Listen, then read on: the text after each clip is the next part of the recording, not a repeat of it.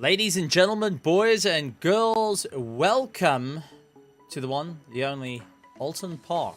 No, we had you completely foxed, showing you the F4s. And meanwhile, back on the farmyard, we're at Oulton Park. Welcome to the Raceface TCR round number 3. My name is Stephen Kernick, and joining me in the box is the one, the only, our resident world's slowest alien, Yanaman Price. Yanaman, how are you doing this evening since your spaceship landed? Good evening, Stephen. What spaceship? Oulton Park. I thought we were racing at Bathurst. Oh, but, just got to confuse the situation, you know, usual stuff. But we are racing touring cars around Oulton Park. We've got not one this week, but 2 international drivers in the form of the Pepper family. Yeah. Steve Pepper and James Pepper coming out to do battle here at Oulton Park, and going to have a bit of fun in the TCRs. Good to have them, and very big welcome to the Cool Camel team. We also have got our resident world's fastest drivers out there, our South Africans putting on a great performance, but we've also got some international guests joining us all the way over from Ukraine, and Gabriel Dos Santos also jumping in and saying, "I'm back, baby," which is always good to see. But Yanaman, Gabriel, was he gone? Oh, he was missing in action. He was okay. The last couple of times he was missing in action, but now getting to be back in the grid, which is always good to see. But now it is game time. Let's talk about the situation. Oulton Park, very tight circuit. It is a very hilly circuit. I quite like the track in a different vehicle. TCR's become a little bit more of a handful. But we're going to see how the drivers are all going to handle it here. Our South Africans have been working frantically, and considering this is the class where it is open setup, let's see who's dialed in these cars for the 20 minutes. And out on the grid for the first time we're seeing it, Bago Krobler has actually got a Hybrid Academy written all over his car. There it is. So, Only took him half the season to get there. So that is a formal. Would you count that as a formal entry to Hybrid Academy actually racing in the category? Yeah, I think we can now make it official. I mean, in the previous races, Bago did not race in the hybrid livery. He had his own livery. And now the question I need to ask, where's the rest of the hybrid team? Does this mean that they will join next season or later on in the season? Or will it only be Bago? I think we're going to see more, that's for certain. And also taking a look through the grid, we have got Robbie Teens joining us back, Julian Familiaris, Yuri Umpiswat, Christopher Bush, Johan Ferry, our defending TCR champion, hoping to go and really pick up the numbers. Peter Jabir, Etienne Swart, Swace Jabir, Doe Gerber back out onto the grid, Nico Killerman, Hilton Nixon, Richard Herring, Werner Swart, Steve Pepper, Troy Dolenchik, Timothy Stanton, Jeff Sended Hancox, along with Luke Lucchesi, Chase Herald, William Bertha, Roloff Tillman, Arno Kraus, Gabriel Dos Santos, James Pepper, Roland Ferreira, Herman Lazarus, Louis Okier, Bago Krobler, Jason Kutsi, Vanon Kursop, and Byron Mitchell currently in the field and ready to do a battle this evening. Quite a few cars we have here as guys are starting to discover that it's a bit of a tricky circuit here at Oulton Park. Well, there are sections of Oulton Park that's not the widest I've ever seen. I mean, there are wider circuits out there. And especially the section that we watch James Pepper quickly going through. Well, we can still watch this section. This long sweeping left-hander, Stephen, this thing is... It's very easy to get wrong in these types of car. Remember, there is no traction control. There is no ABS. If you get your braking wrong for this hairpin or even understeer through the left-hander, it's going to hurt. Yeah, no, it's definitely going to be one. And we can hear a couple of cars actually catching the tires that they're trying to get themselves going. Oulton Park being a bit of an Achilles heel for some, and for others, it's a bit of fun. So it depends on which side whether you enjoy these tight hairpin type circuits or whether you're going to have a little bit more of a difficult time. I've got to say, I'm really, really looking forward to seeing how the guys are going to be able to handle the situations, especially here at Oulton Park. Let's take a look at the conditions. It's 18 degrees, track temperature, 75 degrees, humidity, partly cloudy, with a little bit of 11-kilometer headwind that's going to be coming at you, so the drivers are going to have to take that into consideration while they power their way around this very, very technical circuit. And the lap times that we were having, the guys who are sitting at the 37 got into the 37, 38s, but now they've got to ensure to do it without landing up with any issues. And so far, Roland Ferreira going and putting out his quick time. He immediately gets beaten up by Luke Lucchesi. But taking a look into our grandstands, because, gentlemen, we got to say a big house to everyone in the grandstands. We got Loud Alliance going and supporting Let's Go Santos. So Gabriel Dos Santos, who is over there, is getting a bit of love and support. We got Hansi Myberg jumping in. He's saying, how's it, everybody? And Robert McCall, all the way from Assetto Corsa Competizione, and father of Morgan McCall, who actually races there, going and also saying, how's it, gents? So good to see the great mix of guys coming to have a bit of fun, and I can't wait to see it. And for the people that also are just watching, they don't want to get on the buttons too fast. They want to scout it out. Welcome to you guys as well. Absolutely. Welcome, everybody. But I've got another question. We were talking earlier and speculating about Hybrid Academy, now that Bago is sporting his Hybrid Academy colors.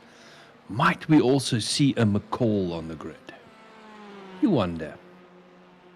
I know for a fact Robert has got an iRacing account that's unused, and I'm outing him here because he keeps running away from me. Robert, it's time for you to be on the grid here. There we go. We're coming to iRacing soon. Good to hear. You heard it first. Go. You heard it first, ladies and gentlemen. Breaking news. Breaking news. That's what we bring. Breaking news or breaking into the news is pretty much how we work. Or breaking things. I think as long as it's breaking. William Bertha out in first place. Julian Familiaris in second. He immediately gets beaten out. Jan Ferreira with an incredible lap time. That 1:38.6, and now trying to get away. Oh, one of the cars landing up in a bit of a smash up, and Ferrari having a little bit of a problem. So Jan Ferrari now having to just be content with that time. He's going to try to get back out. William Bertha in second. Julian Familiaris in third. Fourth, Bago Krobler. Jeff Hancock. Troy Dolenchik. Peter Joubert in seventh place. Luke Leclerc, he is in eighth. Then we got Etienne Swart, Roland Ferreira, and Bago Krobler actually boosting himself into fourth place. Steve Pepper is, so Roland Ferreira is in 11th. Steve Pepper, our international driver from Cool Camels, he's down into 13th position. He's trying to get ahead of his son, which is all the way down yet to settle lap. That is James Pepper, all the way from the UK, part of the Cool Camels team. So it's really, really great to see these very, very interesting races coming into play. It's good to see some international drivers, and I know for a fact that we have a couple of drivers from Ukraine, from Germany, everyone taking a look, wanting to be a part of this. So maybe we're going to have more flags out on the grid in the due course. But Janneman, some impressive times. 1:38.6 set by Jan Ferrari. William Bertha set a 1:39.72, and he's getting chased down by Lewis Nokia, who's managed to get a 39.76. That's incredibly close. Then you've got Julian Familiaris at 1:39.8. And Bago Krobler in fifth place with a 39.9. Swayze Joubert up into sixth place. Doe Gerber into seventh. Werner Swart into eighth. Robbie Teens into ninth. Luke Leclerc into 10th position as it stands. But not all of the grid have managed to get a lap in just as yet. We still got Byron Mitchell, Jason Coetzee, Herman Lazarus, Yuri Umpiswart, Christopher Bush, James Pepper, Andrew Thomas, Rudolf Tulliman, Chase Harold, Nico Killerman, Richard Herring, Vaynon Kursop, Timothy Stanton, and Jono van der Westhuizen still needing to put in a valid lap time to go and get themselves on the grid. And I mean, this is just what you talk about is really, really interesting, as we've got such a monster field for these touring cars. And I think where guys are starting to lose those lap times is exactly where we saw Julian Familiaris of Durant Motorsport running out a little bit wide, catching the dirt a little bit, and that's costing him valuable time. Not just that, Stephen, Oulton Park, not the easiest of tracks to get a valid lap time at, especially turn one is a very easy place to run wide, and just as you start the laps, invalidate the lap, and then your lap's not going to count. A couple of other places as well, exit out of the chicane here, as we watch Johan Ferrari go through here.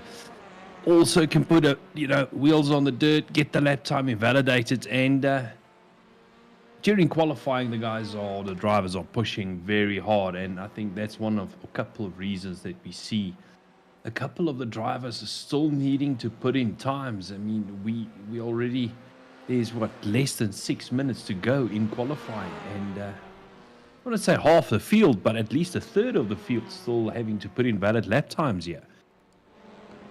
13 cars needing to put in a valid lap time. So we have got 33 cars for the Raceface TCR Round 3 Season 2 Championship. I mean, 33 TCR cars. Janneman, you and I both know that is an absolute handful. Troy Dolenchik, he's hoping to have a good run. He's in the Haas colours, and was a bit of a later entry to the series, so it's good to see him out there. And hopefully he is going to, well, continue the work of the current Haas drivers and not be a Mazda spin, as we've seen previously. Will he hop his way to the front, though? That's the question. Well, currently he's put in the fastest lap time, a 38.23. Julian Familiaris trying to close down the gap. Yuri Umpiswart, who's been having a phenomenal run this season, is going to have to work hard to make sure he claws his way through. Jason Coetzee in 4th place. Johan Ferrari, our defending champion, down in 5th place. William Bertha in 6th. 7th is Bago Krobler. Werner Swart is in 8th. Robbie Teens is in 9th. 10th, Lewis O'Keefe, Doe Gerber, and I just saw big jump, Yuri Swart getting into first place with a 138.1. They're not getting into those 37s as we saw earlier, but they're trying their best. So far, 23 cars have managed to get a valid lap time in, make it 24, as the guys are starting to shuffle around. So it's good to see Troy Dolanchik, though, going immediately, putting in that 137.84 to get ahead of the likes of Yuri Swart. So we're starting to see that very competitive nature coming in for all the drivers. And I gotta say, I'm really, really excited about it because we've got such a stacked field. We've got such amazing drivers out there, the best of the best in South Africa for iRacing coming in and having a bit of fun. Also, a couple of guys from ACC that are going and trying in their hands. James Pepper putting himself up into 24th. James Pepper currently leading the limits of it. Well, no, he's not leading. He's 3rd in the limits of adhesion Formula 4, which is a UK-based championship for the Club 1500, which is essentially the Pro-Am class. He's out onto the circuit, racing against chaps that he's never raced before because he watched Steve Pepper actually race with you in the F4s. That's correct, yes.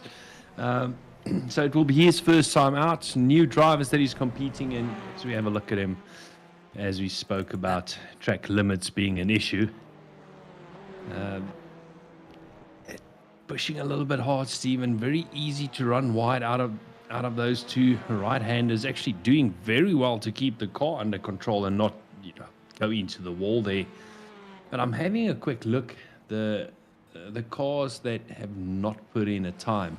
And it does seem like it's a combination of sectors that's the issue. Either the first or the last sector that's getting invalidated, or for some of the drivers, it's a case of first and last sector that they go over track limits. Richard Herring trying his best to keep it all together, and it's, Oulton Park's got that turn 2 is very deceptive because you can see the green and you start going towards it. And unfortunately, it is a track limit, so you've got to be so careful how far you get out wide. So Richard Herring is trying to make up some time. He's got Andrew Thomas for the RDSA team, hoping to get a little bit more of a drive. And I just seen some more changes going on. So Troy Dolanchik out in first place. Yuri Swart second. Julian Familiaris in third. Jason Coetzee, Luke Lucchese, Johan Ferree, William Bertha, Peter Joubert, Bago Krobler, Werner Swart, Robbie Teens. 12th positions is Lewis Nokia, along with Doe Gerber in 13th. Swace Joubert in 14th. Byron Mitchell in 15th, who's on the trip to nowhere at this point. Wrong way. Yeah, I think that's the rallycross track. Wrong track, Byron. Wrong track. There we go. Yes, the rallycross circuit. Then you got Jeff Hancock's in 16th, Arno Kraus in 17th, Timothy Stanton, Etienne Swart, James Pepper up into 20th position. Make it 21st because he gets beaten out. Herman Lazarus in 22nd. 23rd, Rilov Tolman, along with Steve Pepper, Nico Kellerman, Gabriel DeSantos in 26th position. Vanard Kursop in 27th. 28th, Jonah van der Westhuizen, Hilton Nixon, Richard Herring needing to put in a lap, Christopher Bush needing to put in a lap, Andrew Thomas still trying to get that lap in, and Chase Herald also looking to get a little bit more of a run out there. So a couple of drivers still needing those little lap times to get themselves up through the field. It's not going to be an easy one, and as we see the guys through the sharp hairpin, how close they have to run to the curb to keep it all together. I think we're in for a very, very exciting race, Yanaman, here at Oulton Park for round 3 of the TCR Championship, the second last round. First of 2 heats this evening, 20-minute heats that the guys are going to have to keep it all together. Jan Ferree putting himself into second place right on the last lap. And I mean, that is an absolute cracker of a lap. 138.1, but just not able to get close enough to Troy Dolanchik with that 137.676. Yeah, not to forget, Troy Dolanchik is a late addition to the championship, only joining from this round onwards. So essentially joining halfway through the season. He wanted to race, so the likes of Johan Ferree, Yuri Swart, Jason Coetzee, Willem Botha, Julian Familiaris, Luke Lucchese, they now have a new fast driver out on track in the name of Troy Dolanchek. Yeah, not that we're not familiar with Troy. Oh, that's taking a look. 30 cars so far have done a lap. Richard Herring still needing to put in a lap. Saying that, he puts in a good lap, gets it to a 28th position. That makes it 31 cars. 2 cars, unfortunately, not able to get a lap in, and will be starting at the back. And that'll be Christopher Bush and Chase Harold, who are going to be right at the back end of the field, having to slug their way through on a standing start. First of our 2 heats, and this is going to be a proper run for the money. And I see we've got James Pepper saying the Brits aren't at the back of the grid. Nope. The Brits are going to be taking the fight, and it's a good thing because Oulton Park is in your alley, guys. But rest assured, us South Africans will show you how it's done. Just follow our lead, and we'll show you how to get quicker. So a bit of a challenge out there. Van Kersup also jumping in and saying how's it, and putting a bit of South African cheer into it. I've got to say, super, super excited for this. I'm really amped to go and see how the guys are going to do. It's not going to be an easy fight, though. Every driver is going to have to try and figure out what's going to be the start, how they're going to be able to climb, and what are they going to need to do to one-up each other, especially this late into the championship. It's about getting those lines, about getting that consistency. They have 2 chances. Heat 1, they've done qualifying for Heat 1. They will have a 20-minute race now. Then we'll take a short intermission and go to our Heat 2, where we'll have our drivers get ready to rock and roll for the second time. Once again, putting in a lap time. And as our server carries over, we will be getting ready for the start. But gentlemen, this is it. This is what we've been waiting for. It is time for the start of our race. So Troy Dolanchik out in first place, along with Julian Familiaris, Jan Ferry, Yuri Swart, Jason Kutsia, William Bertha, Luke Lekezi, Peter Jabé, Bego Krobler, Werner Swart, along with Robbie Teens, Lewis Nokia, Doug Herber, Herman Lazarus, Swayze Jabé, Byron Mitchell, Etienne Swart, Jeff Hancock, Roland Ferreira, Andrew Thomas, Arno Kraus, Timothy Stanton, James Pepper, Roloff Tillerman, Steve Pepper, Nico Kilman, Gabriel Santos, Richard Herring, Vanan Kursop, John van der Westhuizen, Hilton Nixon, Christopher Bush. I mean, the list goes on and on and on and on. We've got 30 cars to deal with. Hilton Nixon, Christopher Bush, and running out the field, Chase Harold, right at the back, 33rd. So we're in for a race. We're in for a proper little race. I think this first lap is going to be very interesting, seeing that this is a standing start, not a running start. It just brings a different aspect to the racing, Steve, and we're so used to rolling starts here at Raceface. Now that we are doing standing starts on Iracing, I'm going to leave it over to you. 1, 2, 3, 4, 5 laps, and go, go, go, in the old saying. And Troy Dolanchik off to a cracker of a start. So is Fareed, William, Yuri Umpi Swat, Jason Coutinho going defensive, holding back Luke Lucchesi as they all go into turn 1, trying to battle away through. A bit of contact in the back as a couple of drivers just getting it wrong on the cold tires. But out in front, Troy Dolanchik has got Julian Familiaris right behind him. Yuri Umpi Swat, who had a bit of a slow start, needs to try and play a little bit of catch up. I'm sure every single car there just got a track limit.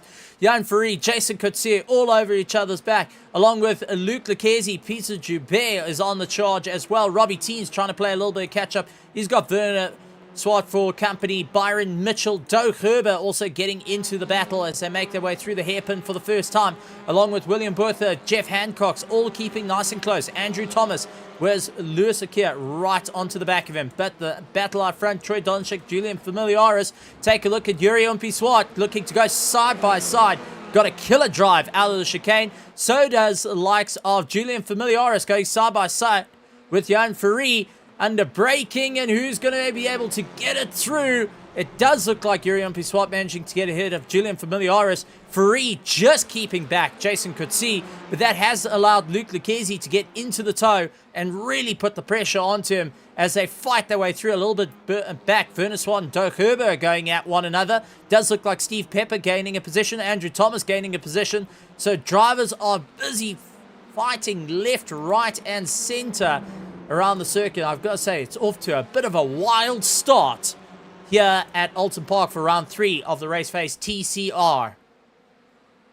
Absolutely. And, you know, these TCR cars, you can't expect anything less. This is going to be door-to-door, mirror-to-mirror racing, start to finish, as we have a look at Johan Fourie battling his way around. Just behind him, Jason Coetzee. These cars are going to run bumper to bumper, Stephen, I think, for most of the race. That front part of the grid was not split by a lot, and we can see it. There's no real gaps opening up throughout the first half of the field. I know it's only lap 2, but things are going to get interesting here at Oulton Park. Yeah, definitely so. And I see a couple of guys landing up in a problem. It's Byron Mitchell actually landing up in a crash. And let's see if we can go back and take a look. What happened to Byron Mitchell? I think he may have dropped a wheel on the dirt under braking. Durant Motorsport. Rear end of the Audi. That's snap oversteer.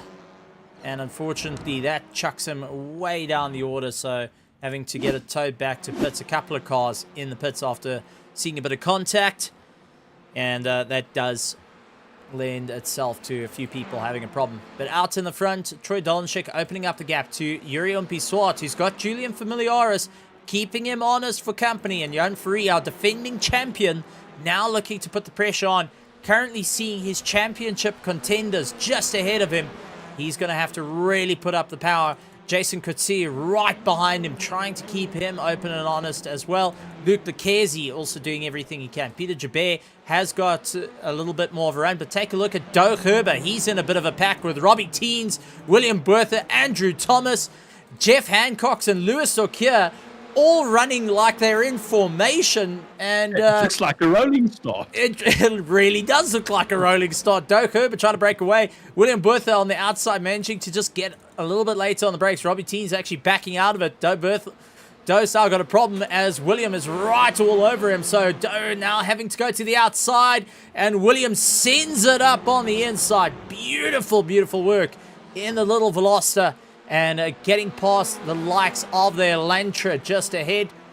And now we see Robbie Teens going back onto the attack. And it's interesting to see the different car mix. But further up in the front, we're also starting to see a little bit of battles going on. I mean, this is right the way through the field. The guys are having a proper slugfest. Andrew Thomas with Jeff Hancock has got right onto the back of him, pushing as hard as he can. Then you got Lewis O'Keefe, who is in 13th. Etienne Swart in 14th has got Roelof Tilleman, who's keeping him very, very honest and gets a far better drive out of the chicane. Now looking to go lining up side by side as they battle their way through.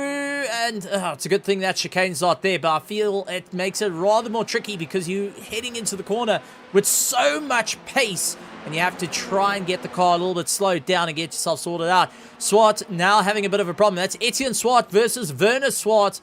The two battling it out. Makes me wonder, are these two... no, they can't be from the same family, could they? Might be.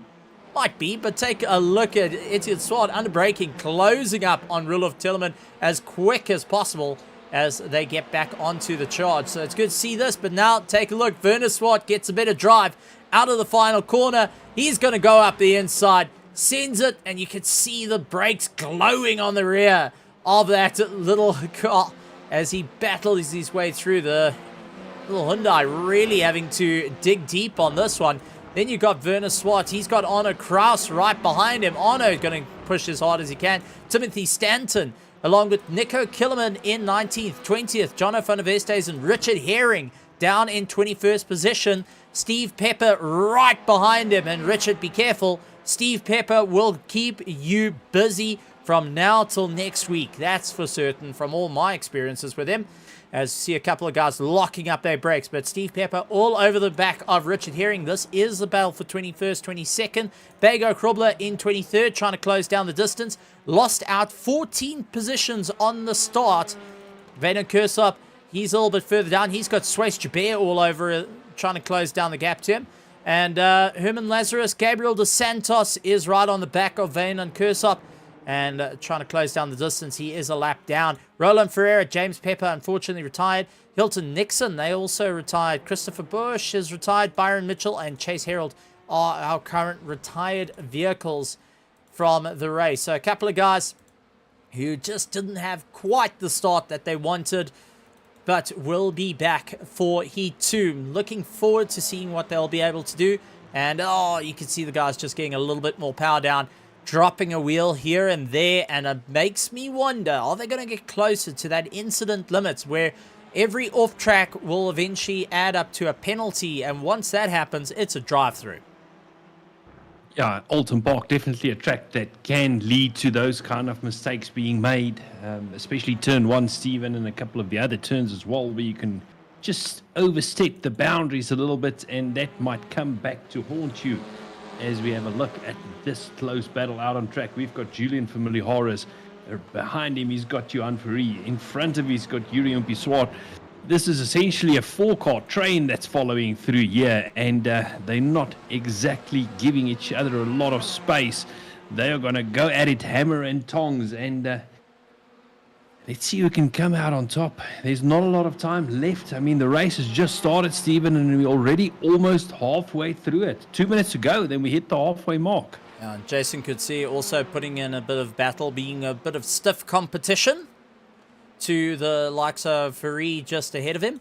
Luke Lucchesi trying to get onto the train as quick as possible as well. So there's a bit of a battle going on from 1st to 6th. A little bit further down, though, we've got Jeff Hancock's and Robbie Teens. They're going at it one another. Robbie Teens just keeping ahead of Jeff Hancock's, but not by much, as he looks to try and utilize as much of the circuit as possible, really sliding her around. And Robbie Teens having to just focus on what's needing to be done at this point, as Jeff Hancock's is all over the back of him. 11th and 12th place, and a little bit further back, Lewis Nokia is closing down the battle. He has got Werner Swart right behind him, and Etienne Swart has got into this little bit of a train, caught up behind a couple of back markers. He's realizing he needs to get a little bit more of the charge, as he's got Honor Kraus all over the back of him as they fight their way through the field. It's good to see some good battles up and down this 33-car grid. And, wow, I've got to say, rather exciting stuff that we're seeing here in the TCRs. And what I've noticed is a lot of people getting a little bit bored of the GT3s, trying their hands at some different vehicles, and starting to enjoy working on the cars, making them get a little bit quicker, and improving them. Tiana's Bertha is saying, is it going to rain? Well, I can tell you, I've been watching that rain gauge for the last good couple of years now, and I think it's coming eventually. Well, the problem with if the rain comes, places like Oulton Park, it's going to rain most of the time. So you need to pick your track very carefully. I think we might also then see a lot of racing at Laguna Seca, that one, out there in the desert. Are you smelling burnt toast? Most of the time. Yuri Mpiswat holding out for second place. He has got Julian Familiaris all over the back of him, and Johan Free. I mean, this is incredibly close for a second place battle. It's a 3-car train. Then you've got the likes of Jason Coetzee. He's got Luke Lucchesi starting to close down the distance. But, I mean, Yuri Mpiswat up 2 positions from where he started. Julian Familiaris and Ferree down 1 position. They are slugging it out to try and make their way through the field. It's great to see it, but I do want to give some highlights to the guys that managed to claw their way through the field. Andrew Thomas up 10 positions from where he started. Jono van der Vesthuizen up 15 positions from where he started. So they're on a fantastic run. We do have some rough runs, though, as Byron Mitchell landing up 16 positions down from where he started. And we saw what happened where the tail just snapped underneath him, and he wasn't able to keep it all together. But Honor Kraus is closing down the distance, looks for the inside line, unable to do so. Nico Killerman keeping up the pressure right behind him. Timothy Stanton also pushing as hard as he can to close down the distance. It's really, really exciting to see these little battles forming all over. Luke Lucchesi, though, all over the back of Jason Ferree, doing Jason Coetzee, sorry, not Ferree. Ferree's ahead, and that's Johan Ferree. But Jason Coetzee dealing with Luke Lucchesi all over the back of him, trying to figure out how can he get past this little battle and start getting onto the back of our second place charge, which is a 3-car run. And I see Chase going and saying his generator stopped working during qualifying. Oh, man. Yeah. Oh, It's some of the technical difficulties that we unfortunately will have to deal with. Sorry to hear that, Chase. It's not a nice thing to have. I've personally experienced that as well during a race where the Jenny decided to cut out. Interesting story though, Stephen, now that we have some of the UK drivers driving here at Raceface. Yeah, and you actually had to explain to them at one time what load shedding is, and because they didn't quite understand it. yeah, no, didn't understand all the battle. Oh, bit of contact, and that was actually with one of the cool camels talking about the UK, and Ooh. getting a little bit of a squeeze there, and Richard Herring. Yeah, Richard getting a bit of damage as it looked like he got into a bit of a fight with one of the cool camels. And, yep, that's definitely going to hurt. But, you know, as Chase going and saying, it's like blowing up a motor in real life. It does happen. And, yeah, it's good to see Chase heralding good spirits and keeping an eye on all the action, yeah. Just on a lighter note, after me and Stephen were done explaining exactly to the guys over in the UK what load shedding is, the reply we got is, why don't they just fix it? Yeah, that is our standard go-to reply for everyone. See Hilton Nixon landing up with a bit of a problem. Let's actually take a look and see what happened to him. He had one of the IDSA drivers flashing, coming by, goes out wide. Oh, that Honda's lively. Oh, that Audi even getting a skip and a jump and facing the wrong way. So, well minding out the way, unfortunately had a bit of a coming to with the grass, and that made life a little bit more difficult. Julian Familiaris, MP SWAT, battling out for second as we start closing down the distance. Time starting to run out. It does look like Ferrari has dropped off the train, and that's also got Jason Coetzee and Luke Lecchese in positive spirits as they start closing up the gap as well. So a couple of guys having to really push hard to close down the distance, and Farid getting stuck in a little bit of no man's land because he has got no toe in front of him and no one to play with behind him. He's in this bit of no man's land. I know Chase Herald, who actually races front wheel drives in real life, will know this situation where you're in a constant battle. You're getting your tires worn down, but nothing's worse than driving the car in fresh air where you've got no one around you and you can just see ahead. There's cars ahead of you, cars behind you, but you're just not getting that slipstream to close down the distance. Yeah, you're not just that, Stephen. You know, driving in no man's land, as you put it earlier, can also be a little bit of a difficult thing because essentially then you start hot lapping. You know, it feels like you're out. Ooh. Yuri MP SWAT got Yuri MP SWAT getting all sorts out of shape still on the grass. Oh, well done, keeping that car on a straight line. Yeah, I know. So easily could have spun it around. But he landed up with a snap, another snap, and now it's got Dion Ferrari, who was in no man's land, now suddenly got a pink car ahead of him that he's going after. Yeah, so that's the end of that conversation. He's no longer hot lapping. He is now chasing. So Jan Ferrari now trying to close down the distance, and that has opened up the likes of Julian Familiaris to hold that second position. But a little bit further down, I do want to give a little bit of love to the guys having a battle. Timothy Stanton, he is in a chase with Nico Killerman just ahead of him. They got past the likes of Richard Herring, who is out in front. And, well, I've actually got Richard Herring here. I just want to say a congratulations to the new dad, Richard Herring, now becoming a father for the second time around, and good luck.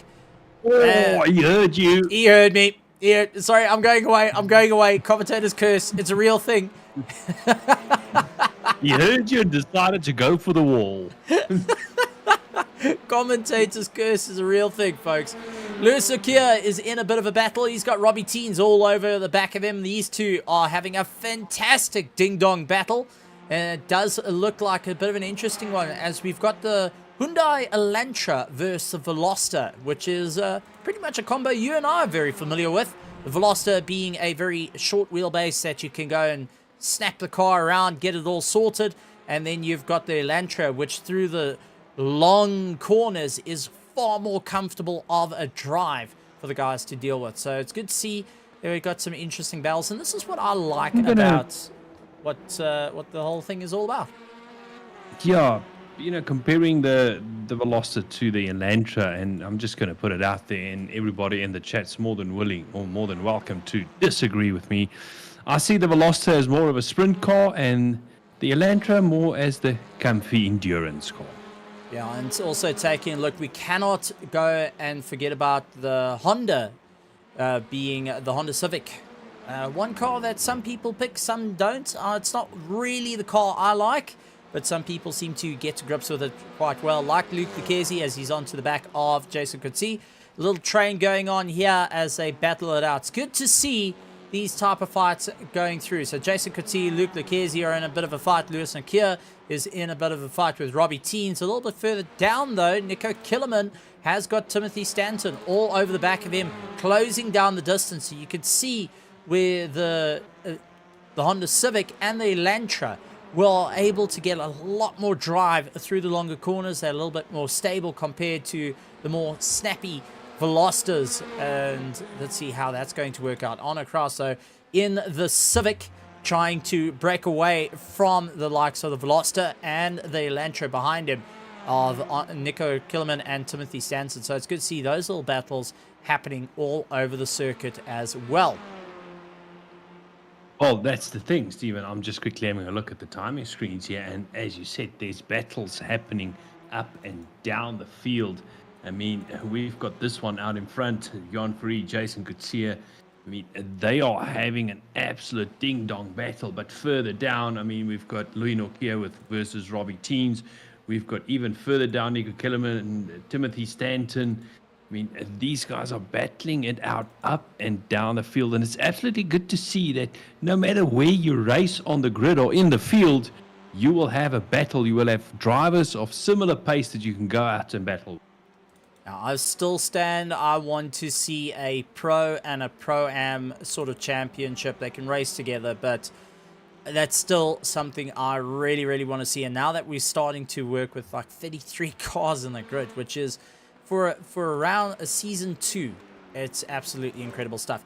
Do want to bring out, though, that Troy Dolanchik out in first place, hammering the car around, and going to be one of the few times you'll see Haas in first place, not getting beaten out by the likes of Mercedes, because it's not yet, or Red Bull, because they're not yet. But I think that's why Troy's, running that livery just to give Haas some exposure out front.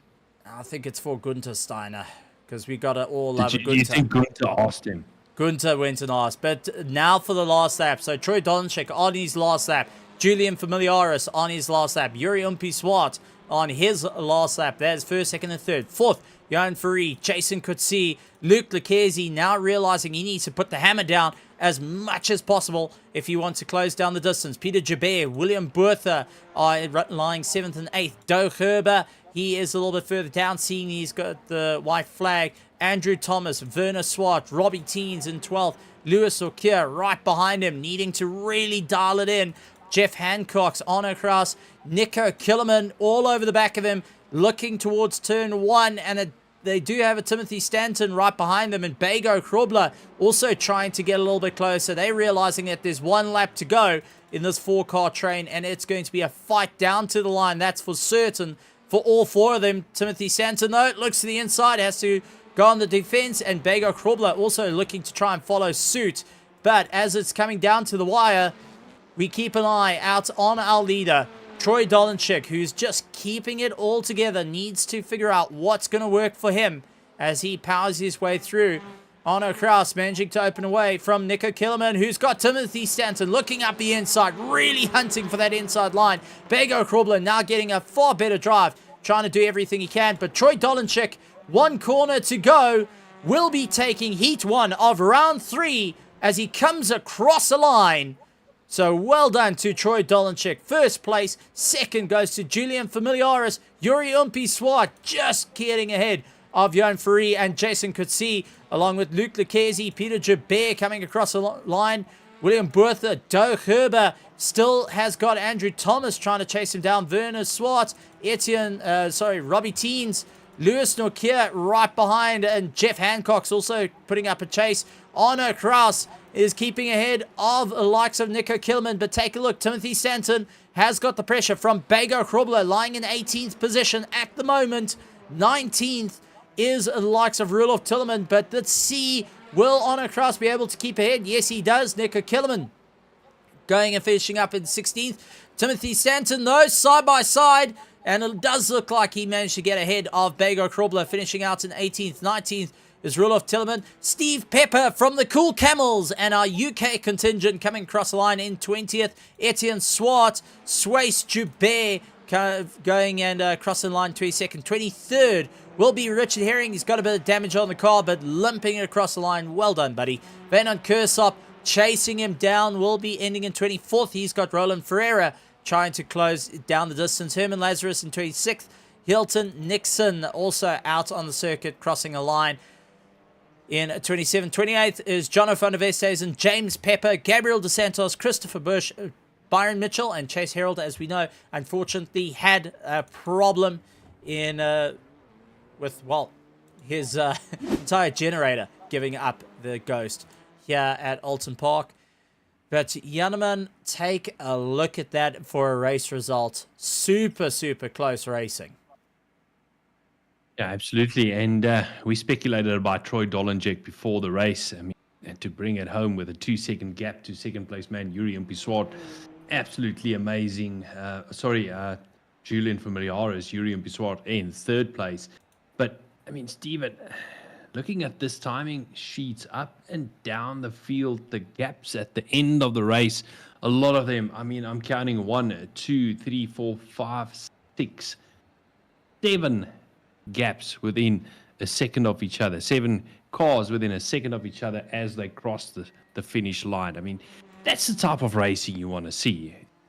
Good, close racing start to finish. Yeah, especially here at Oulton Park for round 3, heat 1 done and dusted. We're going to be moving on to heat 2, where the drivers are going to really have to knuckle down and figure out what they're going to do, how they'll be able to claw their way back to victory. I think it's going to be an exciting one, gentlemen.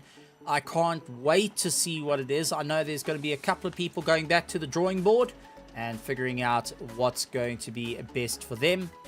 And your thoughts onto this with the race? Oh, sorry, I was looking at, maybe you can get a better picture of me, but about the race. Stephen, I think second race, things might even get a bit closer, because I think there's a couple of drivers that made a couple of mistakes in the first race, and they're going to sit down, in the couple of minutes that they have preparing for the second race, maybe make 1 or 2 changes on the setup. Sometimes it's a dangerous thing to do, but just trying to get the car dialed in a little bit better for the second race to try and take that charge to the front. There's a couple of drivers that had bad luck. We saw the likes of Bago Krobler. I'm sure he wants to do better in the second race. I mean, 18th position. I think he will try and get into that top 10, but the battle out in front is very close. Can the likes of Julian Familiaris, Yuri Mpiswart, Jason Garcia, Luke Lucchesi, and the list goes on, but can they take the fight to Troy Dolenjek in the second race? And can we see a different winner come Heat 2? I think we're going to see a different type of battle coming up, and I think the drivers are going to be looking at it from all points of view. I know out in the UK the guys are going and saying, it's been a very, very interesting race. But taking a look at the points as it stands, Julian Familiaris leading out the field in first place. He's got 231 points. Yuri Mpiswart 207 points. Third is Jan Ferree, so our defending champion, lying in third place, 147 points. Fourth place is William Bertha, followed by Chase Harold, Luke Lucchesi, Paul Gerber, Jason Coetzee, Andrew Thomas, Tristan de Norberger, Robbie Teens, Werner Swart, Timothy Stanton, Rudolf Tilleman, Roland Ferreira, Johan Krobler, along with Peter Joubert, Francois Joubert, Nico Killerman, Lewis Nokia, Herman Lazarus, Jeff Hancock, Doug Herbert, Richard Herring in 24th. 25th is Arno Kraus, followed by Christopher Bush, Troy Dolenchik, Etienne Swart, Gabriel DeSantos, Hilton Nixon, Vanon Kursop, Byron Mitchell, Werner Skuman, Paul Rackshaw, which is actually Andrew Rackshaw, in 34th. And he is actually tied for points with Swayze Jabir, along with Aiden Russell in 36th. 37th is Steve Pepper, Jonathan Vestes, and James Pepper in 39th. And 40th is Yaz Samar. So we've actually had 40 cars throughout the season doing battle here at Raceface for the TCR Championship Season 2. We're on to round 3, Heat 2. And got to put that out because a lot of people aren't used to quite the heat racing like you and I. And, well, we'll have to see how it all goes. Venom Kursop saying he had a little bit of a whoopsie-daisy moment. Well, why not just stop crashing? It's easy. His name is If Wobble. it ruins your race, why? If it ruins your race, why are you doing it? He's Wobble. Don't insult the Wobble. But yeah, looking to try and improve it for Heat 2. Well, I think a lot of people are going to be thinking that. Yeah, you were talking about heats now and some of the drivers or some of the viewers not being familiar with heats. Now, the way that we do it at Raceface, we basically treat each heat as a totally separate race. So what will happen now is the drivers will redo qualifying and they start the second race in the position that they did qualifying in. So it's essentially two totally separate races. But, you know, Stephen, there are other ways of doing heat racing. Me and you are familiar with you start your second race where you finished your first race, and some of the leagues, you know, invert the top 8 to just set the cat amongst the pigeons. Jeez, I'm really struggling with the English tonight. Speak Afrikaans, go for it. For many people that don't know, Janneman's actually Afrikaans. So, Janneman, I think for our viewers, go and introduce him to Heat 2 in full Afrikaans. This goes full South African. Well, the problem with that is you're not going to understand, because some say Stephen almost understands no Afrikaans. Almost. Jeez. You're giving me too much credit, my friend. Too much credit indeed. Yeah, no. It's not my forte. And maybe, who knows? Maybe I can go and have a few lessons. But we're going to be starting with Heat 2 here at the TCR Championship Round 3 at Oulton Park, my SDK. Starting to try and figure out what it's trying to do. Yeah. It's trying to pull itself towards itself.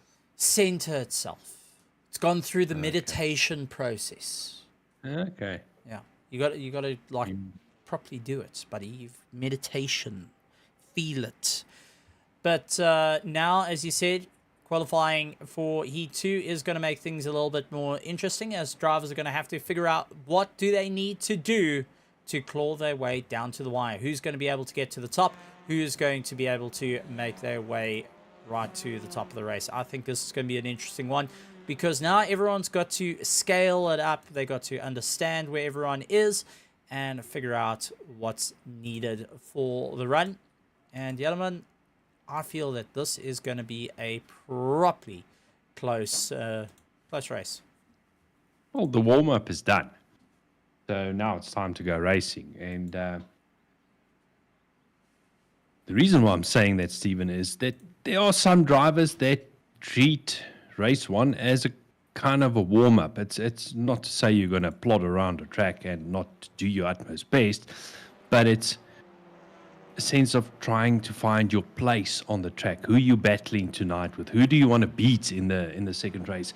Setting your goals for the second race. I'm pretty sure that you know, there's a couple of drivers that have got their eyes on certain positions that they want to go chase after and essentially do better. If you made a couple of mistakes, like Mr. Wynand Kursop, you want to rectify those mistakes come the second race.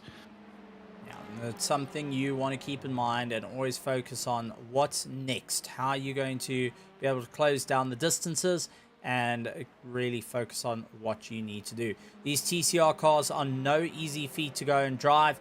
It's not one that you're going to take lightly. The front wheel drive does make things rather difficult. And yeah, Yeah, as I said, our practice done and dusted. So the warm-up, more like it, done and dusted for our guys. We'll be heading out and seeing who can score out that first place. So, getting that being said, I have a question. Go ahead. You can ask all the questions in the world, but like the weakest link, you might not get the answer that you wanted. Well, just out of interest, we have a couple of ACC guys joining us on iRacing, the likes of Bego Grobler. Now, he might be racing tomorrow evening. I'm not sure. What does Bego race in the ACC? Is it the Ferrari or the Lambo? I'm not sure. Something with a heavy weight on the end of it. Don't see him at the front anymore. Okay. Okay, that one. No, but anyway, the point I'm trying to make... He drives the Ferrari GT3. The 296. Cool. That one. Now, do you think that after driving the TCR car, Bego will still complain about understeer in the Ferrari? Do you want a PC answer on that one, or do you want an honest answer? I think, you can't compare the cars with one another. I mean, the TCR cars teach you a fundamental of keeping momentum, that you haven't got a lot of, traction control, ABS, any of that sort of stuff to save you. You've got to really rely on brute force skill. You haven't got massive aero that's going to keep you down to the ground. Yes, you've got a wing, you've got a front splitter, you've got a diffuser, but there's not much that you can really do on these cars to make them that extra little bit quicker. And even the little bit of upgrades that you can do, not upgrades, the little dial-ins you can do, you're only going to gain about half a second at most from the usual iRacing standard setups that you can go. So, I mean, if you take an iRacing standard setup, a fixed setup that they race, you can get that all dialed in and have a huge amount of fun and go race with someone who's got a setup all done. But that being said, if you've worked on your setup and you've gotten a little bit too far left, or you've really tried to dial it in and you lose out, you can actually cost yourself up to 1.5 seconds worth of lap time. So that's something you've got to be aware of when you're doing your finer adjustments, is you are able to push it a little bit too far and lose out a lot of time. And I think that's where these cars come in. It teaches you the fundamentals of development on driving and what you need to do to go and open yourself up to the field. Where the GT3s, you've got all the extra stuff to try and keep you up and going, keep you under control, and it's a different facet of doing it. So apples, pineapples is pretty much the case. As Jeff Hancock's definitely not going to have that lap time. That's going to be taken away from him. He's just testing his sending abilities. Now, Steve, you were talking about setups on the TCR cars, and the viewers will notice it throughout the race that you will see. You're so used to seeing the front disc glowing on racing cars, but in the TCR cars, you see the rear disc glowing a lot of the time. Now, that's because the drivers are setting the brake bias to the rear in order to create more turning on the car. Interesting thing about these cars is create more rotation. Interesting thing also about these cars, they do have a rear wing, but a lot of the time they set those rear wings in a negative to actually not push the rear end of the car down on tarmac, actually to try and lift it up to lessen the load on the rear tires, also to create turning. Yeah, just create a little bit more rake on the vehicle to get it going, so you'll have a bit more of a positive rake. Taking a look out, though, Bego Krobler out in first place. James Pepper putting himself into second place. Well, now into third, as Jan Free says, no thank you, guys. I need that position. Lewis O'Keefe down into fourth place. Hilton Nixon in fifth position at the moment. Getting is a little bit more of a drive. Good to see that guys are starting to get their way through. Well, Lewis O'Keefe getting down into sixth. And Roelof Tilleman putting himself into fifth place. Fourth place is James Pepper. Doe Gerber up into third place. So now it's all starting to change. Drivers starting to get more and more used to things. Jan Ferree out in first place. Bego Krobler in second. Werner Swart now getting into third place. Doe Gerber in fourth. Robbie Teens, James Pepper, Roelof Tilleman, Nico Killerman along with Lewis O'Keefe, Arno Kraus, Hilton Nixon. I swear some of these names is just for me to get tongue-tied. That's coming. I can Yeah, tell they're you. easy if you're Afrikaans. Listen, buddy, stop getting shirty with me.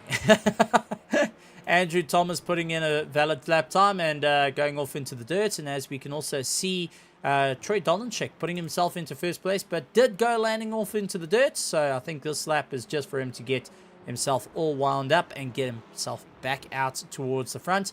Steve Pepper putting himself into 10th position. So he's not going to be outdone by his son, going and getting into that top 10 as quick as possible. Good to see the guys focusing on the battles at hand and hoping to get a little bit more pace. Still got quite a monstrous field that still needs to get lap times in, as they're starting to go through 15 cars now getting their lap times. Jan Fourie out in first place, Troy Dolanchik in second place, William Bertha, Bago Krobler, Jason Coetzee immediately goes and puts himself in first place, so he's one of the cars to keep an eye out for, being stiff competition for the rest. Jan Fourie in second place, Troy Dolanchik in third, William Bertha, Bago Krobler, Werner Swart, Timothy Stanton, Doug Herber, Robbie Teens, James Pepper, Roloff Tillerman, Jeff Hancox, Nico Killerman, Steve Pepper, Louis O'Keefe, Arno Kraus, Hilton Nixon, Andrew Thomas now making his way through, as the grid's starting to get faster and faster. 20 cars now have done laps. Richard Herring, Swayze Jabir, Gabriel Dos Santos, Etienne Swart, Herman Lazarus, Roland Ferreira, Vanen Kursov, Christopher Bush, Yuri Umpi Swart, Julian Familiaris still needing to get those lap times in. So it's going to be properly close down to the wire. 21 cars now getting laps in. Yeah, I think it's going to be interesting to see where Julian Familiaris and the likes of Yuri and Biswat ends up. And a couple of drivers down there again, Stephen. I mean, we're talking about 10 or so cars that still need to put in valid lap times. Yeah, there's still 8 minutes to go in qualifying, so, you know, they can put a couple of laps in. But I always try and get out early in qualifying and just try and get that banker lap in, at least to put that time on the board. And as you know, my luck in qualifying is not the best, so most of the time my banker lap is my qualifying time. That's it, and 9 cars still needing to be in. We started with 33, we down to 30. 3 cars, unfortunately, not able to make the grid for Heat 2. And we do know one of the cars, and that was Chase Herald saying, unfortunately, his generator decided to peace out, brother, and leave him high and dry. But still managing to keep an eye out on all the action. Good to see the guys having a bit of fun out there. And I'm really looking forward to seeing how the battle goes. A couple of good lap times coming in. Peter Jabir getting a 1:38.8. Jason Coetzee still's got the fastest lap time of the field with that 1:38.5. So a couple of guys really focusing on. We saw the likes of Richard Herring dropping a wheel on the dirt, having the cars come by. So he's having to pull himself all together once again. Luke De Kersey, though, out in second place. He's got a substantial drive ahead of him. He did a 38.6, trying to close down on Jason Coetzee. He's got Fourie right behind him. 138.7, our defending champion, and currently third in the championship, looking to try and maximize his points here this evening to get a little bit closer towards that championship and become the first ever 2-time champion for the likes of the TCR Championship, but we'll have to see how that works. I see Cameron De Bastos coming to join in on one of his most favorite circuits. Cameron, good to have you, buddy. Welcome to Oulton Park, your favorite circuit, and you know what, just for you, we're going to make it rain. Don't know how you're going to do that, but good luck. I will call the developers, especially when we know that we've got Cameron on the field. William Bertha putting in a quickest lap time, 1:38.274. Fourie only able to get a 38.3 on that last round, so he's having to try and figure out what's going to work for him. So we're getting some good lap times coming in for our drivers, and there it is up on the board. 23 cars able to get a lap time in. Still some that are battling to get that banker lap time in, and will be starting a little bit further back. Vanen Kursov jumping himself up into 10th position, 39.8 as his quickest lap time. He's hoping to close down the difference as much as possible. We saw that the 39.38 is roughly about race pace for majority of the field here. Quickest lap times, though, we're into the 37s a little bit earlier. in practice, so the guys are hoping to get a little bit closer to that. But as time is running out in qualifying, gentlemen, this is starting to become a bit of a challenging race. Well, a challenging qualifying session for all our drivers, hoping to get that little bit more points for their championship. Yeah, absolutely, yeah. Julian Familiaris with his first valid lap puts it on pole position with a 38.248. I mean, take a look at that. You got William Bertha with a 38.274. Julian Familiaris, a 38.248. I mean, we're working in fractions here. Yeah, absolutely. And Jurien Biswart, Gabriel De Santos, Etienne Swart, Sway Schubert, I mean, they are, even Herman Lazarus.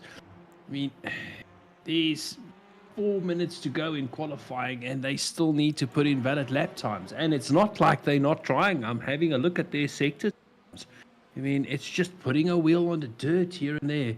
Jurien Biswart lost his last lap. He lost it in the final sector. So that's leaving it late. Yeah, definitely not the race that he's wanting to have. He doesn't want to start at the back of the field. He wants to try and get a little bit more pace. 24 cars able to get themselves out there and get a lap time in. But as you said, a couple of guys like Swayze Chabert, Jurien Biswart, Etienne Swart, Gabriel De Santos, Herman Lazarus and Richard Herring still needing to get those lap times in, and it's not turning into an easy run for any of the drivers. So the guys are having to really dig deep on this one and try and figure out what's going to work. James Pepper going and getting ahead of the likes of Nico Killerman and seeing how he can do. Our UK contingent coming all the way over to come and have a bit of fun with you in South Africa. And to everyone joining us for Heat 2, welcome to the Raceface TCR Season 2. Round 3, Heat 2. Yes, we've got 2 heats, 2 20-minute heats. It's a lot of fun. Trust me, if you want to go and drive a TCR car, this is the best way of the formats for it. Having those heat formats does make things rather interesting. Jan Free out in 3rd place, managing to carve his way through the field. And something that you brought up was about the brake discs on the back glowing, because you move a lot of your brake bars to the rear just to try and get it to slide a little bit more, get that little bit more rotation, as they have to try and figure out what's going to work best for them. Jason Coetzee, though, puts himself smack bang into 1st place with the first lap time into the 1:37.994 as his quickest lap time. If you say that fast enough at 994, it sounds like you talking about a Porsche. Yeah, it does. I'm having a look here on the chat. I see Cameron is reliving all the horrors of his Oulton Park. Nah, it's not horrors. It's what makes us. It can either make or break us. Swayze Chabert putting in a lap time, gets himself into 11th position ahead of Bego Krobler, who comes across the line. Will this be a better time for him? And nope. He's not able to improve his lap time. He's going to stay in 12th place. 27 cars managing to get a lap time in. Gabriel De Santos, Jurien Biswart, and Herman Lazarus still needing to get those lap times in. Richard Herring managed to get his lap time in. But eyes are on these 3. Gabriel De Santos, Jurien Biswart. Gabriel De Santos doing everything he can to get a little bit more drive. Got a huge amount of support in the chat for him, and he's hoping to keep up the drive. Jurien Biswart, though, gets across the line and is only able to get it into 24th position. A 1:41.5 as his quickest lap time. And that's definitely going to drag him a little bit further down the order than he planned. Nico Killerman getting a fantastic drive, puts himself into 11th place. And having a good one out there. So Gabriel De Santos coming across the line. He gets himself into 23rd. So Gabriel managing to jump James Pepper and Jurien Biswart right at the wire. And let's see if Herman Lazarus of cheapercars.co.za will be able to get his lap time in. Will it be enough, or has it? Yes, he got it in. 25th position, putting Christopher Busch right down to the back of the field. 30 cars. So all cars have successfully got a banker lap in, and this is going to be incredibly run. I mean, we saw some tight racing in Heat 1. Heat 2, now everyone's a bit warmed up. They know what to expect. And this is generally where we see the guys start pushing the boundaries of what they need to do to close down the distance. And I've got to say, the TCRs, much like the Formula 4s, those low-powered vehicles, really does have a bit of an interesting effect because you really have to keep your foot in it. And the racing itself, you can't just pull a major gap over everyone. It's very difficult to do so. So I'm really looking forward to seeing how it's going to work. Jason Coetzee, though, across the line, will be taking first place at the moment unless he gets beaten out. He's trying to better his lap time. And Oulton Park going and saying, well, I'll take that. Thank you very much. A 37.88. Lastminute.com. I mean, yeah, so sure. Jason could see doing everything he can. Julian Familiaris, you could see slinging the car into the corner and really sliding it out, relying on those front tires to just grip like no tomorrow. I do want to point out, though, we've got quite a varying in iRating here, which, for anyone that doesn't know what iRating's for, it's iRacing's way of deciphering where you fit into it, of Pro-Am, that sort of stuff. But Jan Ferree has got a 6,439 iRating. Troy Dolenchik, 6,814. I mean, if you go and take a look at some of the fastest sim racers in iRacing currently, they've got those type of iRatings. They're into those 6,000s. Then we've also got the 4,000 iRatings like Oulton Park, Jason Coetzee. They are having a great bit of fun. Luke Lucchesi has got 3,868. I mean, we've got some proper fast guys that you can compare against the world, slugging it out. And we've also got my favorites, which are the AM drivers, much like with Wynand Kersop. You and I have had many battles with him before, and the whole of the THLF team. They're also having a bit of fun. But iRating doesn't say you're the fastest the whole time. And you can be a very consistent driver. But to score a high iRating, you do have to come in first more than once. So you've got to take your hat off to it. James Pepper saying hopefully he has a better race this time. And yeah, unfortunately contact at the start. And good luck to you, James, and good luck to your dad, Steve. We're looking forward to our UK guys really putting on a show and having a great run out there. The Cool Camels team. Yeah, absolutely. I mean, just quickly touching back on iRating, I mean, there's a lot of drivers in iRacing that look at iRating quite seriously, and you get judged by your iRating on how quick you are or that. But, I mean, we've seen some drivers coming to iRacing that are truly fast drivers joining the sim and, get judged by their iRating because their iRating is 1,000 or whatever, and then go see them out on track beating guys with 6,000, 7,000 iRating. Yeah, no, it's going to be an interesting one for it. But let's take a look at the grid. We have got Oulton Park, Jason Coetzee, along with Julian Familiaris, Jan Ferree, William Bertha, Luke Lucchesi, Troy Dolenchik, Peter Jabet. Going further down, Doug Herber, Roland Ferreira, Nico Killerman, Arno Kraus, Roloff Tillman, Etienne Swart, Wynand Kersop, Steve Pepper, Robbie Teens, Gabriel Santos, James Pepper, Hilton Nixon, Herman Lazarus, Richard Herring, Lewis Nokia, Christopher Bush in 30th position. Whew, I'm going to run out of breath one of these days. I'm telling you, it's coming. As they lined up on the grid, we're waiting for Jim to use the lights. Jim, it's on to you, buddy. It's going to be a proper one. And Wynand, turn the stream off, buddy. You're racing. There's very few people that could text and race, and sometimes it doesn't. Tim is floating away. Tim is floating away. Did you know that Tim taught Chuck Norris how to fly? The more you know. Tim, the cameraman, taught Chuck Norris how to fly. That's deep. And did it without an airplane. Think about it. All right, ladies and gentlemen, onto the lights, and in the old school way of Formula 1, 1 light, 2 light, 3 light, 4 lights, 5 laps, and away we go. Standing start. Whoa, a bit of a slow start for some, but Troy Dolenchik getting a fantastic launch off the line, along with William Bertha, who had a phenomenal launch, but it does look like out front of Jan Ferree getting a little bit of contact and trying to bring himself back on track. Julian Familiaris having a good run, but some great starts for a standing start, and piling their way through. Very cold tires, going out a bit wide. Drivers having to figure out what's going to work.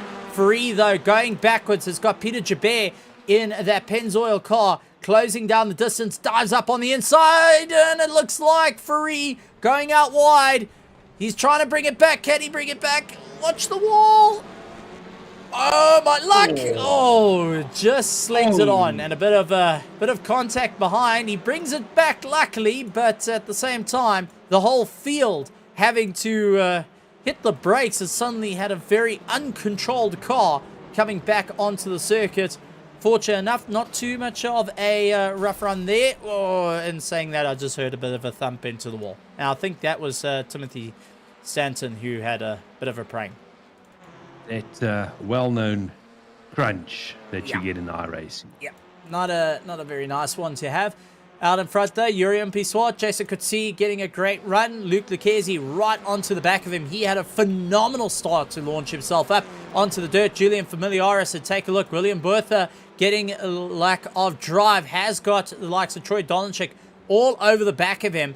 And Troy Dolanchik really looking up on the inside, trying to get a little bit more drive. William Bertha having to go defensive as he makes his way through. Going to lock out the outside line. Not where you want to be, though. He's going to back off. And Troy Dolanchik just slamming the door across the nose there. Goes out wide, though. That's going to cost him a bit of drive. Ahead of him, Julian Familiaris, Luke Lucchese. These two know each other all too well. The RDSA Pantera Racing Machine now dealing with Julian Familiaris as he goes out wide. Julian saying thank you very much. Luke Lucchese watching the mirror, getting caught out and getting a little bit powered away. Now has got Troy Dolanchik in the Haasmobile right behind him. Gunther Steiner wants a bigger boat. And now it is up to Troy Dolanchik to make that drive up against Luke Lucchese, who's going to make sure that it's turning into a proper fight down to the wire. William Bertha has got Peter Joubert onto the back of him. A little bit further back, Andrew Thomas has got a three-way battle at the moment as Werner Swart and Bago Krobler all over the back of him as they put the power down. It does look like Werner Swart getting a little bit more of a drive. Tries to go for the inside line. One of the team of the back markers used to riding on two wheels, now having a bit of fun on four. Really keeping an interesting fight. A little bit further back, Swayze Joubert, he's managing to pull away from Roland Ferreira. Jan Ferree, he got himself back on track, who is down 9 positions from where he started and still keeping okay. You can see a slight scuffle on the back as he's trying everything he can with Ferreira in that Sabat machine just ahead of him. Roland Ferreira going and part of the back markers team, showing off some old colors. Hits the brakes, and there goes Ferree up on the inside, making it work. Now Dirk Herber right onto the back of him. He's got Arno Kraus, Roloff Tilleman, Jeff Hancock, Veynon Kursop also joining into the fight. Etienne Swart right behind him. James Pepper, part of the Cool Camels, is in 20th position. 21st, Gabriel Dos Santos, Richard Herring, Christopher Bush, Robbie Teens, Hilton Nixon, Nico Killerman, and Steve Pepper in 27th. Herman Lazarus in 28th. 29th, Timothy Stanton, Lewis Akir, unfortunately retiring out of the race. But back out at front, Urian Piswat, take a look in his mirror, has got Jason Coetzee right behind him. Julian Familiaris set the fastest lap of the race, is now in 3rd place and doing everything he can. And Cameron DeBasso saying Tim's obsessed with trees. Yes, he plants them in his forest at this point. And it's turning into a properly good race. I see Gabriel Dos Santos though. Yellow flags for him. Let's see what happened to Gabriel Dos Santos down in 28th position. Is it dropping? Oh, tail just snapping out, trying to pull it back. And Richard just avoiding. Gets ricocheted back. Oh, contact.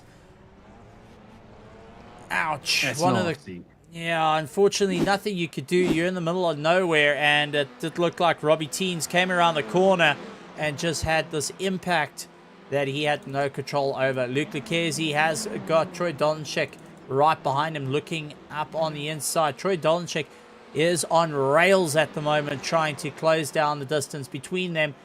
But unfortunately, what we just saw was a crash that there was no control. You're stuck in the middle of nowhere. Do you go left? Do you go right? You battle. And the thing, it's and it's also around a blind, high-speed corner. I mean, the cars come around that corner as we see the rear end. Tokyo Drift. It was actually well held, but unfortunately, Luke running wide now on Bradley track, and he's going to lose some positions before he gets back on track, and he's not going to have the drive, so he's going to lose. And he lost 2 positions. Peter coming past. Yeah, he had Peter Joubert and William Bertha get past him. So William Bertha saying thank you very much. Peter Joubert had more drive than Luke Lucchesi, but now it looks like Luke's got himself back under control and is right back onto the charge, with Peter Joubert saying, nah, buddy, we're going racing. You're going to have to fight me hard for this one. Andrew Thomas, who tried closing down the distance, wasn't as lucky in that battle. Peter Joubert, though, going on the defensive, middle of the circuit, keeping it all together. Pennzoil colours showing off what it can do, and I'm sure Luke Lucchesi does not want to see the likes of Peter Joubert's tail lights at this point. He wants to get a little bit more of a drive and close down the distance. Looks for the inside line, unable to do so, and will have to be happy where he is. A little bit further back, Bago Krobler has got Werner Swartz. We look in through the trees, and that's one thing about Oulton Park. There's so many trees, but Jan Ferree managing to close up a little bit of positions. He's up, well, down 7 positions from where he started, is on a proper charge to close down on the guys ahead of him. And let's see how that's going to work out. Suez Joubert a little bit further back. He has got Roland Ferreira. Doug Herber has got Rudolf Tillerman along with Jeff Hancock's Arno Kraus, all in a bit of battle. One of the cool camel cars, I think that was James Pepper, coming in to get a bit of repair work done to his car. He went and swooped quite quickly into the pits. So James Pepper, who was up 5 positions, drops down a position as Richard Herring comes across the line.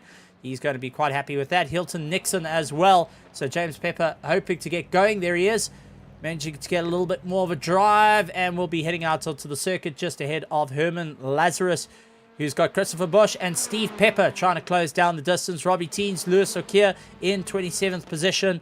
Nico Killerman, Gabriel DeSantos, Timothy Stanton, all still trying to make their way around. A couple of guys having retirements, but battle out in first place. Yoneman is turning into an interesting one, and keep an eye on Julian Familiaris. His last lap time was a 1:37.9. Yeah, I think essentially on the timing sheets, the first 3 cars are separated by less than a second, but Jason could see he is 0.3 of a second behind Yuri and Bissort, really taking the fight to him, sticking to the rear bumper or rear wing of that Honda.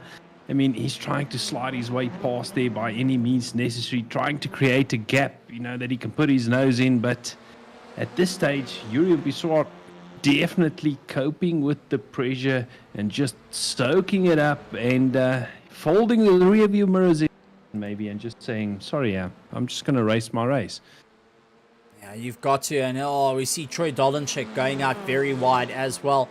Last lap time, though, Julian Familiaris set the fastest lap time, 1:37.8, so he is about a second quicker than, less than a second quicker than Jason could see ahead of him. So he's trying to close down Yuri and Piswat, though. His last lap time was a 37.96, but this has just turned into a 3-way battle for first place as they slide their way through. This is getting better. So I think Yuri Umpi-Swart at the moment is waiting for the VTEC to kick in at this point and try and pull away. And he's got Jason Coetzee in the Veloster, who's caught in the sandwich of the VTECs as the 2 Hondas are right on him. And front and back, that's definitely not a badge you want to see as you get into it. So the guys are putting in a proper fight. Then you've got the likes of Troy Dolenchik trying to close down the distance as well. A little bit further back, though, Jan Free, Bago Krobler. As you can see, Ferree all over the back of Bago Krobler, but the Hybrid Academy driver keeping it all together. He's soaking up the pressure, but Ferree has now moved up into -6 positions from where he started. So Ferree slowly but surely clawing his race back, and it's no easy feat to just put it all behind you and focus on the charge that's needed. And taking a look further back, though, we have got Roland Ferreira. He's in a bit of a fight with likes of Jeff Hancock's Arno Kraus and Etienne Swart trying to close down. So we got a bit of an interesting fight on our hands. Jeff Hancock's trying to send it up on the inside of Tillerman. He's not able to do. Dirk Herber going on the defensive.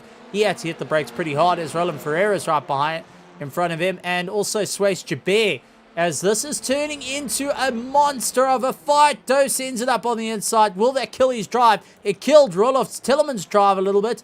as he tries to come back at him. Jeff Hancock goes back at him, and Arno Kraus all over the back of Jeff Hancock. So, I mean, this is a battle of 16th, 15th, 14th, 13th, 12th, and 11th, all in a monstrous fight. Suez Jabir has got the likes of Roland Ferreira, who sneaks his way past. Suez Jabir dropping down a position. Now he's got Doug Herber looking up on the inside. Looks around the outside. This is going to be a bit of a hard one for Doe to keep together. He's got to keep his foot in it, though.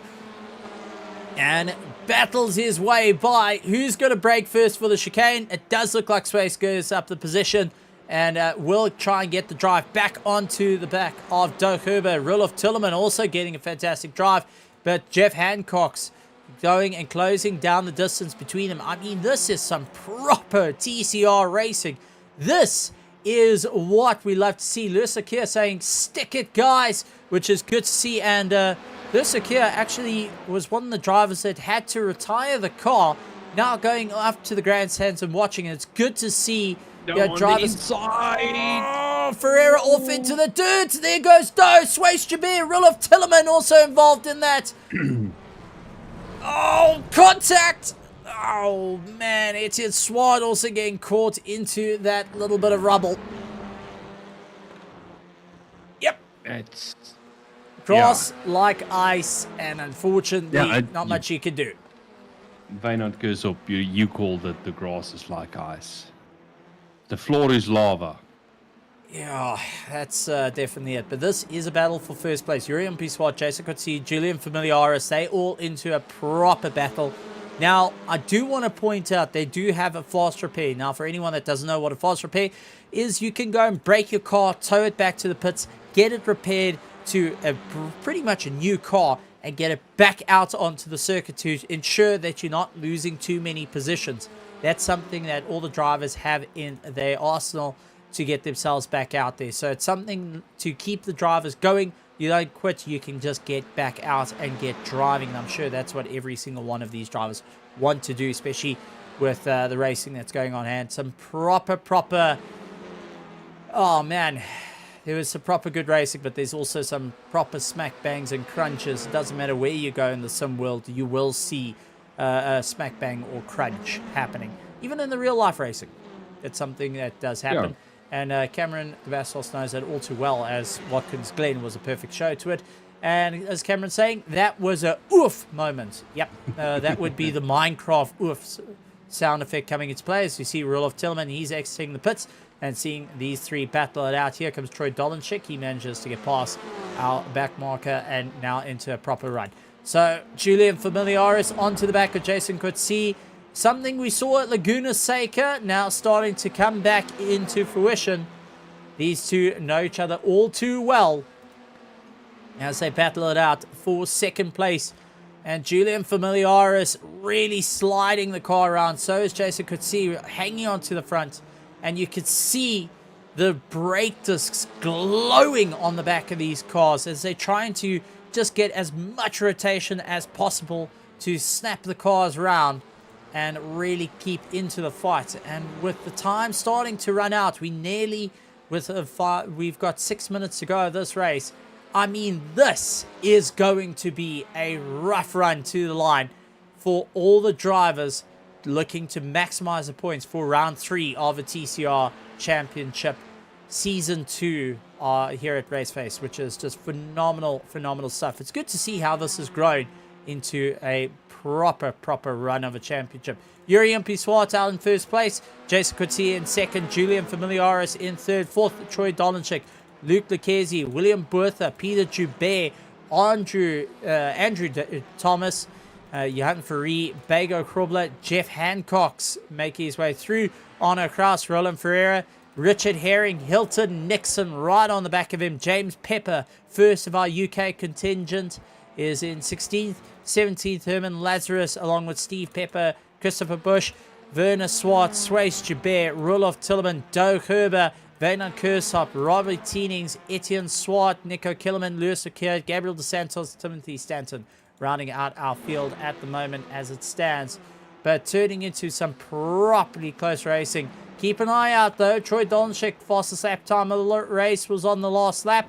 1:37.71, which is much quicker than the cars ahead of him that are properly slugging it out. So he's starting to close into this little battle, and something that the drivers have to be aware of as Suez Jabir looks in his mirrors and realizes he's got a bit of a problem on his hands. He's got first, second, third, and fourth starting to close down the distance.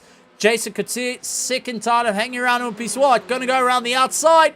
Oh boy, are we going to see it work? Side by side, contact between the two. Oulton keeps it together, but loses out the drive. Gets past Jason Coetzee, and now Julian Familiaris keeping it nice and tight right up against the bumper. Looks for the inside line. Can he make it stick? Oulton Park doing everything he can. Troy Dolanchik now having the opportunity. Oh, man, this is turning into a race. Now, this is some proper close racing, but watch out. Troy Dolanchik, he's now right on the rear bumper of Oulton Park. So this is now a car battle for the lead as we see some smoke on the side of the track. But, yeah, Stephen, anything has still happened. I mean, in the last lap, we were going from first to third in one corner. I mean, now we have a look at Julian Familiaris. He's trying to make his way past Jason Coetzee. Oulton Park lying and waiting for any mistake that might happen. He might very well find himself back in first place, but he at this stage has got a Troy Dolanchik issue behind him. Troy is right on the rear bumper of that Honda, and he's going to make his way past through the long sweeping left-hander. Is he going to try and make a move here on the hairpin? No, not close enough. Oh, contact! There was contact between the two cars, Steve. Now a little bit of a bump between the two. Julian Familiaris. Oh, Jason Coetzee, they tipped each other, and that has allowed Oulton Park and Troy Dolanchik to go and take it. I mean, this is turning into a bit of a race, a bit of contact between the two. They both pushed, both seeing the white in each other's eyes, and unfortunately, no one wanting to give up the position. And Oulton Park, along with Troy Dolanchik, going and saying, thank you guys, we're going to get going. Jason Coetzee is in third place. It does look like Julian Familiaris, though, had to retire the car. That takes him right out of it. And, what a race this is turning into as Suez Jabir makes his way through. That was Free that was getting overtaken just ahead as Suez Jabir. I think, yep, that was Suez Jabir and Free going and letting him pass. So they're in a battle, but I know Free is going to be looking a bit in his mirrors. No, that isn't Jan Free. That's actually another one. Do apologize. Taking a look when the Honda's just diving over to the grass, figuring out that's going to be safer at this point as they battle their way through. I mean, it's one of these ones of, you've got these guys coming, and they ain't backing out of it. I'm heading to the grass, buddy. I'm not going to hang around for this.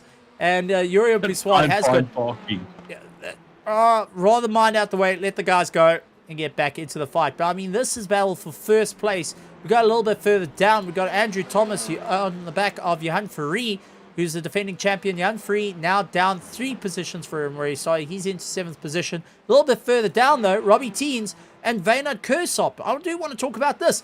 They are also fighting it out, and Vaynard has got a definite difficult issue, as we did see Robbie Teens involved in a massive smack early on. He's on a bit of a climb back and a redemption drive at this point.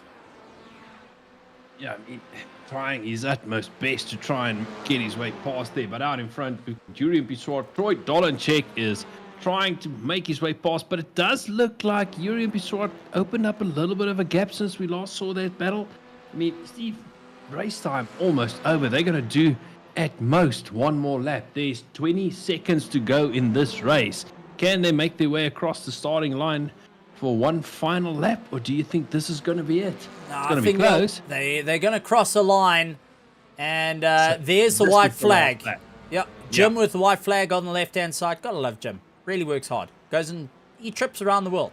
But now it's the last lap, and first place is only 0.2 of a second between it. Suez Jabir, though, is going to have a mirror full of Oulton Park saying, please, buddy, move out the way. And you can see Suez going to the inside line. He's like, okay, I'm going to lift a little bit here, let you guys go, not compromise my race too much and get back into the tow. Troy Dolanchik, that's not what he wanted to see, as he was hoping to box the likes of Oulton Park into a bit of a problem.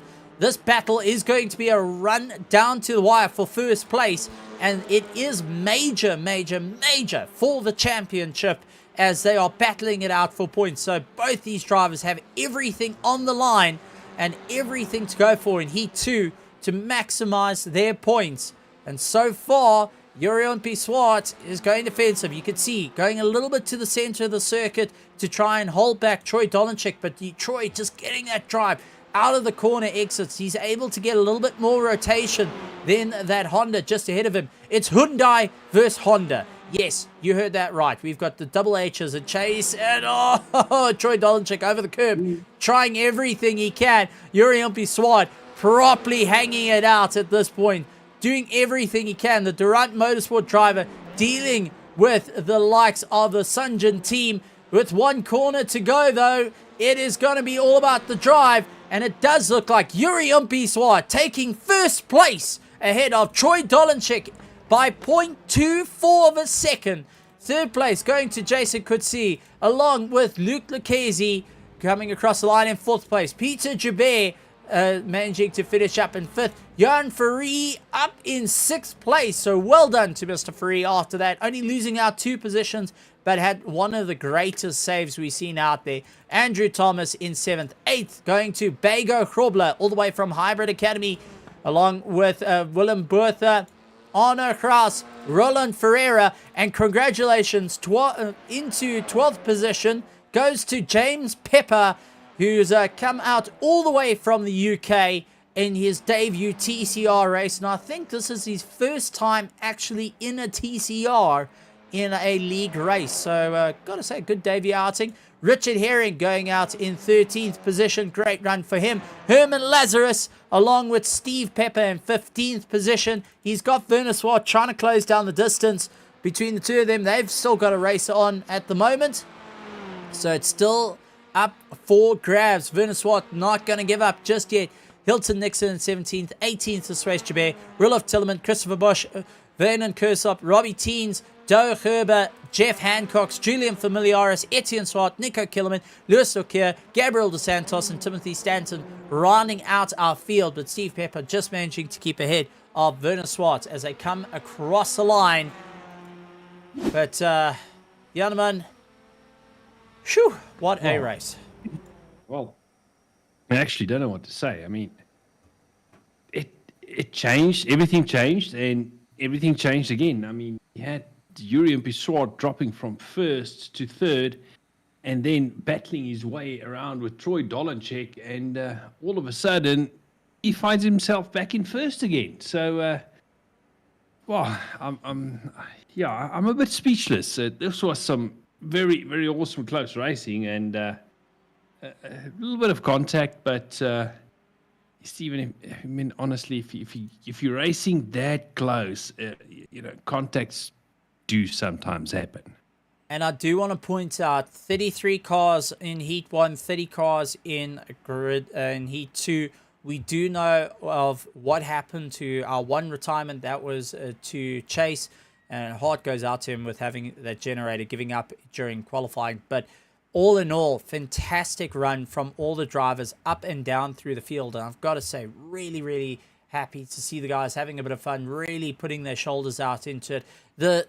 The field growing. I mean, iRacing in South Africa is one of these little niche things, but is now getting bigger, better, faster. The driving becoming a little bit harder, and I'm sure over time, once things are dialed in more and more, we will see the guys getting into that world-class level. I mean, we're already seeing the world-class level of driving, the guys really having those great performance, but we will see the close battles coming in right the way through the field. I've got to say, it's got to be really, really good. And I know Vainant going and saying he's glad that we didn't show him going off into the wall and landing up smashing the car to pieces. Vainant, if I go back we missed it. No, I can actually go back to it if I really try. So don't threaten me with a good time. That's all I can say. Don't threaten me with a good time. But Janeman, round 3 done and dusted of Oulton Park. And with one more round to go, of the season. I've got to say, it's going to be a proper rundown to the wire. I'm super, super excited for it.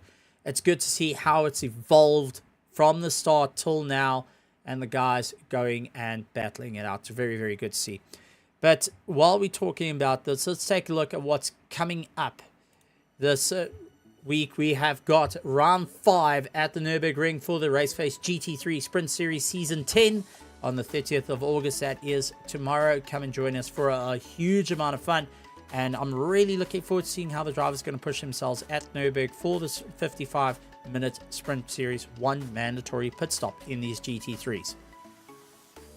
I think this is going to be an awesome one, Stephen. Will Mr. Ryan Ottens, make it another win? Or will he have some close competition there in the front? Field's closing up on him. I think he's going to have a real battle tomorrow night. But Nürburgring, that last chicane and that dreaded first corner, it can make things a little bit interesting. Yeah, and also we have got the Nürburgring on Thursday for the Grid Championship, brought to you by Metal State and Raceface and powered by MTN. Yes, I want to point that out. MTN now part of the Grid Championship, returning, and they are going to be powering all the cars for round number 4 at the Nürburgring on the 31st of August. That is this Thursday, not to be missed. Really excited for that. Got a whole lot of promo material that they've sent as well. Looking forward to putting that out into show. And a big welcome back to MTN to the championship. My power just came back on. Yay! I'm not on 5 kVA anymore. Then we also head over to our Automobilista 2 Round 5 Germany, 9th of September. Go and join in the fun for the Raceface Automobilista 2 Season 1 in these F1s. And the guys have been having a huge amount of fun in the cars. Looking forward to seeing what they'll be able to do. Also, that's being live streamed by our commentators there. Good to see getting some new blood coming in. Also, round 7, we head out to Monza for our Raceface F1 2023, 5th of September. Racing getting extremely close. New names forever getting onto the grid, which is good to see. New names taking up those top spots. Then the following week, we have got Oulton Park round 3 with our Season 1 Raceface F4s. And that's something you're going to be participating in after seeing all the racing here in the TCRs and how close the battle has been. Do you think you're going to have a bit of open wheel action, getting close to one another? I think, the F4 is a brilliant, fun car to drive around Oulton Park. Similar to the TCR in the way that it is a car that you need to rely on momentum. You need to get your flow right. It hasn't got the most horsepower in the world, but Stephen, this just is one of the most fun cars to drive on iRace, I'd say. I would counteract that and say the LMP1 has been my still sitting there. We're not talking heritage cars. We can't talk heritage cars, but yes, Buggy you, the LMP1 that's with not a that heritage. The LMP1 with that magic button, that boost button. Yeah, and then on the 12th of September, ladies and gentlemen, will be the end of our Season 2, brought to you by Raceface TCRs. Round 4, Okayama, and it's all to play for the championship wide open. We're going to see the guys do battle. We will be crowning a new champion, I would think, based on the results. I don't think Fury will be able to close up the distance in the championship points, but maybe can pull a rabbit out of the hat, score those banker wins and get that win once again. But Okayama, TCR, difficult track, difficult cars. Well, not difficult cars, just cars you got to get used to. And Okayama being one of these tracks that you got to slam on the anchors and really chuck the car around. I'm really looking forward to seeing what the guys will be able to do. Yeah, I mean, Okayama is one of those, especially that last sector it's tight, it's twisty. I mean, not the easiest to get right in a TCR car, Stephen, but great fun track to drive around. Well, ladies and gentlemen, that brings us to the end of this evening's racing. We'll see you tomorrow evening for the Raceface GT3 Sprint Series. And well, congratulations to all the teams, the drivers, and the families that are going and doing it. And make sure you hit the subscribe button along with that bell notification icon here on Raceface out on YouTube. We're still heading for that 1,000 subscriber mark. We're so close, so close. Make a Christmas wish come true. It definitely will be incredible to get 1,000 subscribers, because that will be a big one in history. We've had a massive jump in Raceface at the moment, especially with the broadcasting side of things. But ladies and gentlemen, boys and girls, from myself, Stephen Koenig, and also the world's slowest alien, but soon to be your pro out on the grid, being lapped by our pros, Janneman Price, we would like to say thank you very much. We'll see you next time. And like always, good morning, good afternoon, good evening, and good night, everybody. Good night, everyone.